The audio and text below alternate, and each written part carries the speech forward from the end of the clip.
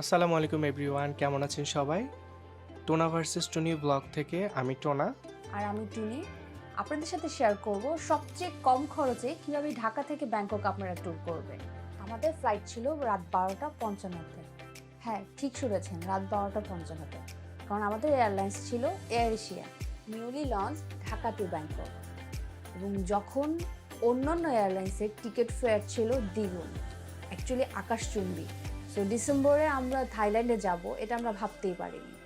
এটা আমাদের first international tour. আমরা অনেক এক্সাইটেড ছিলাম, তাই বাসা থেকে অনেক আগে বের হয়েছি এবং আমরা 8:30টার মধ্যে পৌঁছে গিয়েছি। আমরা অনেক নার্ভাস, অনেক এক্সাইটমেন্ট নিয়ে ওয়েট করছিলাম। তো আমাদের টিকিট কাউন্টার এখনও ওপেন হয়নি, যেহেতু আমরা অনেক আগে এসেছি। আমরা ওয়েট করছিলাম যে আমরা কখন টিকিটটা কাটবো, ইমিগ্রেশন কমপ্লিট করব, তারপর আমরা বলাকা লঞ্চে যাব। সো রাতের ডিনারটা সারবো একসাথে দুজন মিলে। যেহেতু আমাদের হাতে সময় ছিল, আমরা একটু ঘুরে দেখছিলাম এয়ারপোর্টটা। অ্যান্ড অনেকে ডিসেম্বরে বাইরে যাচ্ছিল কারণ হলিডের সময়। সো সবাই অনেক ঘোরার মোডে ছিল, আমরাও ছিলাম। ভালোই লাগছিল সব মিলিয়ে এয়ারপোর্টের মোমেন্টটা। ফাইনালি টিকিট কাউন্টার ওপেন হলো আর আমরা লাইনে দাঁড়িয়ে গেলাম টিকিট কালেক্ট করার জন্য। টিকিট কালেক্ট করার পর আমরা ইমিগ্রেশনে চলে গেলাম। আমাদের ইমিগ্রেশন এক্সপিরিয়েন্স খুবই বাজে। 2 ঘন্টারও বেশি সময় ধরে আমাদেরকে বসে করিয়ে রেখেছে। শুধু আমরা না, আমাদের সাথে আরো অনেকে ফার্স্ট ফ্লাই করছে থাইল্যান্ডে, তাদের মোটামুটি সবারই একই অবস্থা। 15 মিনিট পরে ওনাদের শিপ চেঞ্জ ছিল, তো আমরা আইডেন্টিফাই করতে পারিনি আসলে নেক্সট অফিসার কে। কারণ নেক্সট অফিসার অনেকক্ষণ বসেছিলেন এবং 1 ঘন্টা পরে রেডি হয়েছেন এবং আমাদেরকে পরবর্তীতে একে একে ডাকলো। প্রথমে ফারিয়াকে ডাকলো, ফারিয়াকে ডেকে বলতেছো আপনার স্পাউস আছে, পরে আমাকে ডাকলো। হ্যাঁ, স্পাউস হলে তো আপনার যেতেই পারেন, এরকম অনেক পার্সোনাল কোশ্চেন। তারপরে আমাকে আবার আক্স করলো আপনি কোথায় পড়াশোনা করেছেন, যেগুলো আসলে কোনো মানে আমি বুঝলাম না এগুলো কেন আক্স করে ইমিগ্রেশনে। যাই হোক, ফারিয়ার মন অনেক খারাপ। আমরা ডিনারও করতে পারিনি, বলাকা লাউঞ্জেও যেতে পারিনি। ফারিয়াকে বললাম আসলে আমরা কিছু ছবি তুলি। বেচারির মন অনেক খারাপ ছিল, চাচ্ছিল না ছবি তুলতে। অনেক বলে ওকে নিয়ে ট্রাই করছিলাম ওকে চেয়ার আপ করতে। আসলে মানে এত এক্সাইটেড ছিলাম ট্রিপটা নিয়ে যে আমরা এয়ারপোর্টে যাব, আগে চলে এসেছি, খাওয়া দাওয়া করবো, ছবি তুলবো, অনেক ছবি তুলবো, অনেক ভিডিও করব। কিন্তু আসলে প্রায় 2.5 ঘন্টা বসে থেকে এমন একটা সিচুয়েশন যে আসলে মুডটাই অফ হয়ে গেল। যাই হোক, মুডটা আসলে নর্মাল করার ট্রাই করছিলাম। ও আমাকে অনেক চেয়ার করেছে। তো ভাবলাম যে না, ঠিক আছে, মাত্র তো ট্রিপ শুরু, একটা ইনসিডেন্ট হয়েছে তো কী হয়েছে, বাকি দিনগুলো ইনশাল্লাহ আমরা আরও সুন্দর কাটাবো। তো আমরা আসলে প্লেনের দিকে যাচ্ছি। ও আমাকে বলছিল যে আমরা সবাই উঠে যাওয়ার পরে শেষে উঠবো, তাহলে খুব মজা করে যাব, খুব সুন্দর করে ভিডিও করব। আমাদের উইন্ডো সিট ছিল। আমরা যখন টিকিটটা কেটেছি তখন আমরা ওনাদেরকে বলেছিলাম যে আমাদেরকে উইন্ডো সিট দিতে।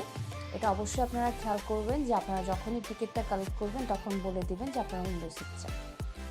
আমাদের ফ্লাইট একদম ডিউ টাইমে ছিল, কোনো ডিলে হয়নি। সো এটা খুবই ভালো লেগেছে। আর যেটা আপনাদেরকে বলাই হয়নি, আমাদের টিকিট প্রাইস কিন্তু মাত্র 21,000 ছিল round trip. Can you imagine? মানে এই সময়ে এত কমের টিকিট প্রাইস আসলে আমরা মানে ইমাজিনই করতে পারছিলাম না। আর মাত্র 2 ঘন্টা বা সোয়া 2 ঘন্টা একটা ট্রিপ ছিল।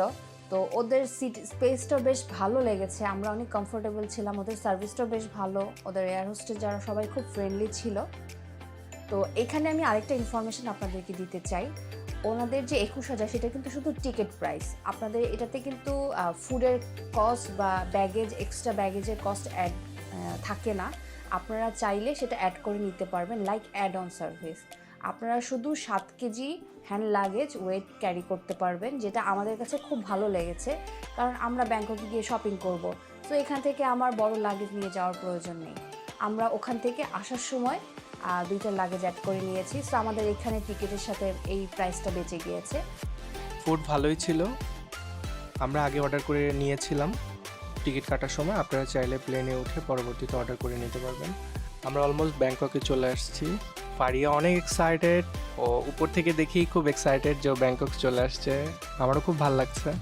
হ্যাঁ, আমি অনেক এক্সাইটেড। আমার এতক্ষণের খারাপ লাগা, মন খারাপ সব চলে গেছে আমি যখন উপর থেকে দেখছিলাম যে আমরা ব্যাংকক চলে এসেছি। তো খুবই ভালো লাগতেছে, আমি এখন অনেক হ্যাপি। ও বাই দ্য ওয়ে, একটা কথা বলা হয়নি, আমরা কিন্তু ডমিয়াং এয়ারপোর্টে ল্যান্ড করেছি। এয়ার এশিয়ার প্রত্যেকটা হাবই ডমিয়াং এয়ারপোর্ট, যেটা ইন্টারন্যাশনাল হোক অথবা আপনার ডোমেস্টিক হোক। আমরা রাতে নেমেছি এবং রাতের ভিউটা খুবই ভালো লাগছিল, ওদের এয়ারপোর্টটা খুবই সুন্দর। সুবর্ণভূমি এয়ারপোর্টটা কেমন আমরা আসলে জানি না, বাট ডমিয়াং এয়ারপোর্টটা আমাদের কাছে খুবই ভালো লেগেছে, খুবই সিম্পল, খুবই সুন্দর। সো আমরা প্লেন থেকে নেমে পড়ি। তারপর যেহেতু আমাদের ব্যাগেজের কোনো ঝামেলা নেই, আমরা বেশিক্ষণ সময় লাগেনি, আমরা একটু ফ্রেশ হয়ে নেই, তারপর চলে যাই আস্তে আস্তে ইমিগ্রেশনের দিকে। আমাদের ইমিগ্রেশনে লেগেছিল মাত্র 2 মিনিট। লম্বা সিরিয়াল থাকা সত্ত্বেও আমাদের ইমিগ্রেশন শেষ হয়েছে খুব দ্রুত, কোনো ঝামেলা হয়নি। আর এত স্মুথ ইমিগ্রেশন দেখে আমরা আসলে অবাক হয়ে গিয়েছি। তারপর আমরা ওখান থেকে বের হয়ে, যেহেতু আমাদেরকে আসলে একটা সিম কিনতে হবে, আমরা একটা সিম কিনে নিলাম। শ্রাবণ সিম কিনলো, আমি আসলে সিম নিইনি, আমি পরে কালেক্ট করবো, একটা হলেই হবে। তো তারপর আমরা এয়ারপোর্টে জাস্ট এক্সপ্লোর করছিলাম, দেখছিলাম। খুবই ভালো লাগছে, ওদের ওখানে মোটামুটি সব ধরনের শপ আছে, স্টারবাকস থেকে শুরু করে 7-Eleven, আরও অনেক অনেক ব্র্যান্ড। তো খুবই ভালো লেগেছে, খুবই নিট অ্যান্ড ক্লিন।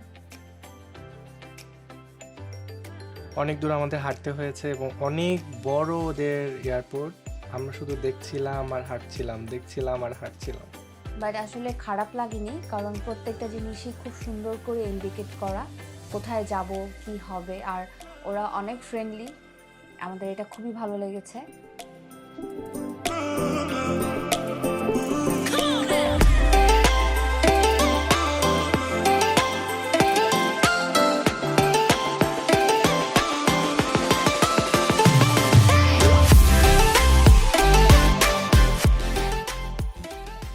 সো আমরা এক্সিট পয়েন্ট খুঁজছিলাম এবং ট্যাক্সি কোথা থেকে নিব সেটার জন্য এগিয়ে যাচ্ছিলাম। আমরা এয়ারপোর্টের ভিতর থেকেই ট্যাক্সি ভাড়া করেছিলাম, যেটাতে আমাদের 350 বাদ পড়েছে। তবে একটা ইনফরমেশন এখানে দিয়ে রাখি, আমরা যেহেতু প্রথম গিয়েছি, আমরা জানতাম না যে আসলে ট্যাক্সিটা আমরা হায়ার না করলে, আমরা জাস্ট এয়ারপোর্টের গেট থেকে বের হলে আমরা ট্যাক্সি পেতাম, যেটা হচ্ছে মিটারে, এবং সেটার ভাড়া অর্ধেকের কমে নেমে আসতো। সো এখানে আমাদের একটা মিস্টেক হয়েছে, আপনাদেরকে রিকোয়েস্ট করব, আপনারা যখন যাবেন ট্যাক্সি হায়ার না করে ডিরেক্ট বের হয়ে যাবেন, আপনারা ট্যাক্সি পেয়ে যাবেন অন মিটারে। সো এখানে আরেকটা ইনফরমেশন আমি মিস করে গিয়েছি, সেটা হচ্ছে আপনারা যখন যাবেন আপনাদের ড্রাইভার আপনাদেরকে জিজ্ঞেস করবে হাইওয়ে অর নট, কারণ তারা খুব ভালো ইংরেজি বলতে পারে না। সো আপনি যদি বলেন যে হাইওয়ে, তাহলে আপনাকে আরও এক্সট্রা 80 বাত দিতে হবে, মানে আপনার পকেট থেকে 80 বাত খসবে, এটা আপনাকেই দিতে হবে, এটা ড্রাইভার দেবে না। সো আমরা এই জিনিসটা বুঝিনি এবং আমাদের ভাড়া অলমোস্ট 420 বাত হয়ে গিয়েছে, যেটা অনেক বেশি। সো আপনারা অবশ্যই রাতের বেলা, যেহেতু কোনো জ্যাম থাকে না, ওদের সিটিটা অনেক অর্গানাইজ, আপনারা অবশ্যই হাইওয়ে নেবেন না। দিনের বেলা জ্যাম থাকলে সেটা ডিফারেন্ট, যে আপনি তখন হাইওয়ে নিতে পারেন। আমাদের এয়ারপোর্ট থেকে হোটেলে আসতে সময় লেগেছে 18 থেকে 20 মিনিট।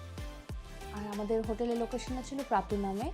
সো যেহেতু আমাদের রাতে ফ্লাইট ছিল, আমরা আগে থেকেই আগোডার মাধ্যমে হোটেলে কন্ট্যাক্ট করে নিয়েছিলাম, যেহেতু আমরা আগোডার থ্রুতে বুকিং করেছি। ইউজুয়ালি হোটেলের চেকিং টাইম থাকে দুপুর 12টা থেকে 2টার মধ্যে।